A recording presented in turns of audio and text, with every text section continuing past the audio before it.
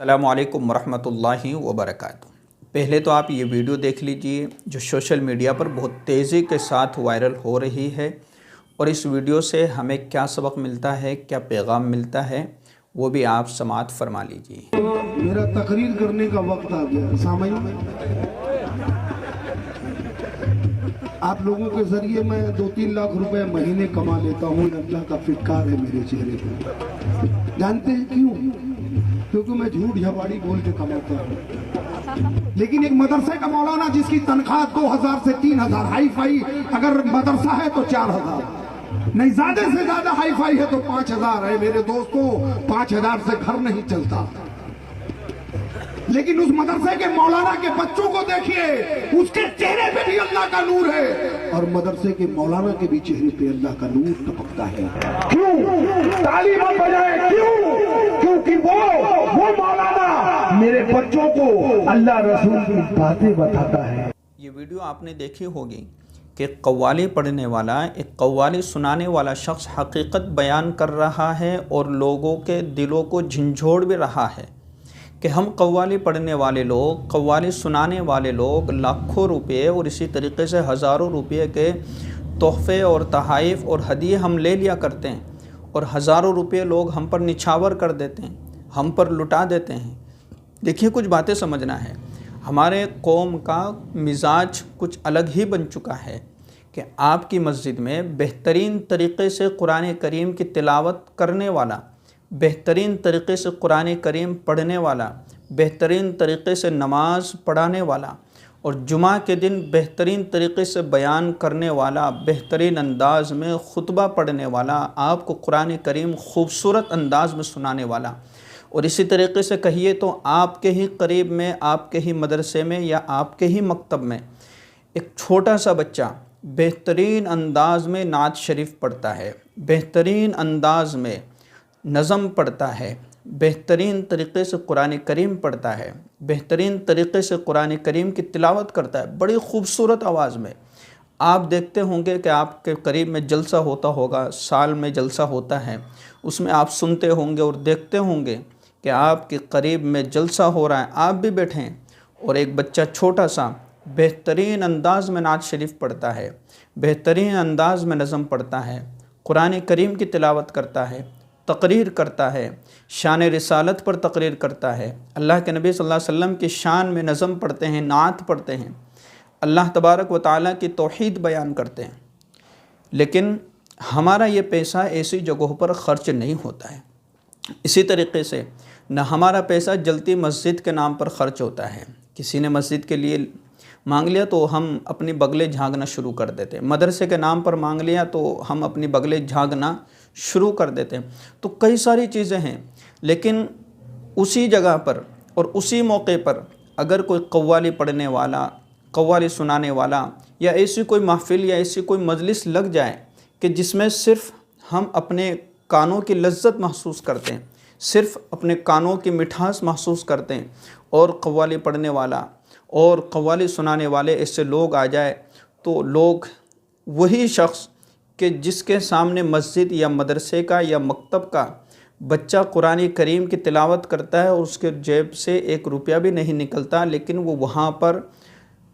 اپنی جیب سے ہزاروں روپے لٹا دیتا ہے۔ یہ ہماری قوم کا مزاج بن چکا ہے۔ تو اپنے مزاج کو سدھارنے کی کوشش کیجیے، اپنے مزاج کو صحیح کرنے کی کوشش کیجیے کہ وہاں پر ہمیں کچھ نہیں ملنے والا، ہمیں کوئی ثواب نہیں ملنے والا۔ ہاں، یہ بات ہے کہ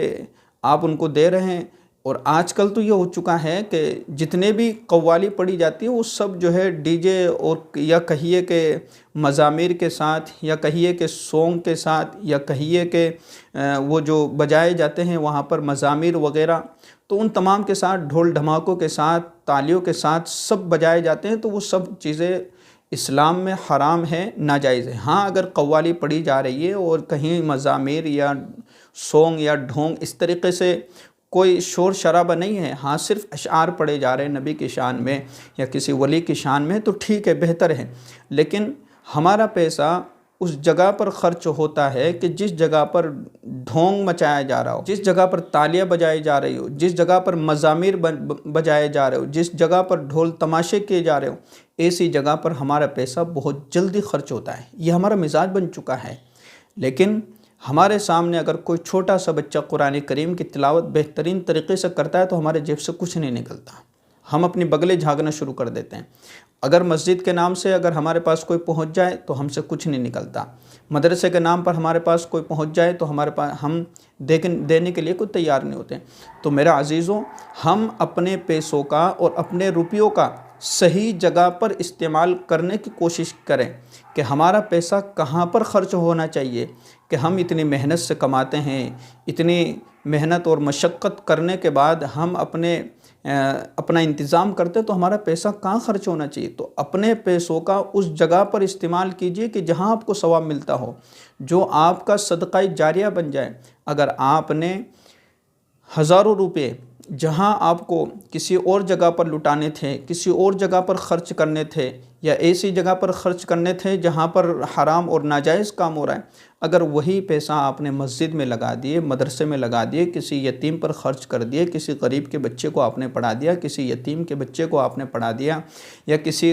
غریب کا آپ نے انتظام کر دیا، یا کسی کو کھانا کھلا دیا، یا کسی کو کپڑا پہنا دیا، تو یہ آپ کے لیے صدقہ جاریہ ہے۔ جب تک وہ چیز استعمال میں آتی رہے گی، جب تک وہ چیز کام میں آتی رہے گی، آپ کو ثواب ملتا رہے گا۔ لیکن وہ شخص جو صرف چند اشعار آپ کو سنا کر کے اور آپ نے اس پر ہزاروں روپے لٹا دیے، اور قوم کا جو محنت اور مشقت کے ساتھ جو قوم پیسہ کماتی ہے اس پیسوں کو ایسی جگہوں پر خرچ کر دیا گیا، تو وہ آپ کے کوئی کام میں نہیں آنے والا، وہ کوئی صدقہ جاریہ نہیں بننے والا۔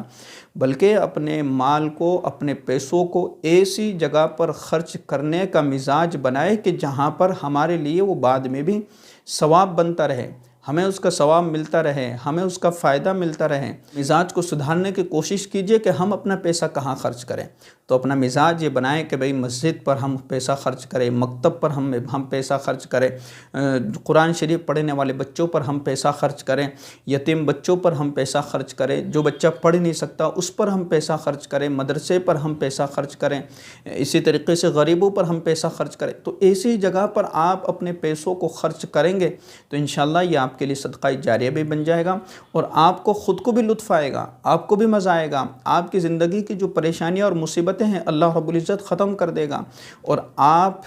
جو ہے تمام پریشانیوں سے چھٹکارا پا جائیں گے۔ تو ہم آج کل ایسا مزاج بن چکا ہے کہ ہم ایسی جگہ پر اپنا پیسہ لٹا رہے ہیں کہ جس کا نہ آنا نہ جانا، نہ کوئی مطلب، نہ کوئی فائدہ، نہ کچھ سیکھا، کوئی مطلب نہیں۔ اس لیے میرا عزیزو، یہ بات ہمیشہ یاد رکھنے کی کوشش کیجئے کہ ہم اپنے پیسوں کا صحیح جگہ پر استعمال کریں گے، کیونکہ اللہ رب العزت کل قیامت کے دن اللہ نے جو نعمتیں ہمیں دی ہیں ان کے بارے میں بھی پوچھ تاچھ ہوگی۔ ثم لتسألن یومئذ عن النعیم۔ اللہ رب العزت نے جتنی بھی نعمتیں ہم کو دے رکھی ہیں، تو مال ایک نعمت ہے، اس کے بارے میں بھی کل قیامت کے دن پوچھ ہوگی، سوال ہوگا کہ ہم نے تمہیں مال دیا تھا، کہاں خرچ کیا،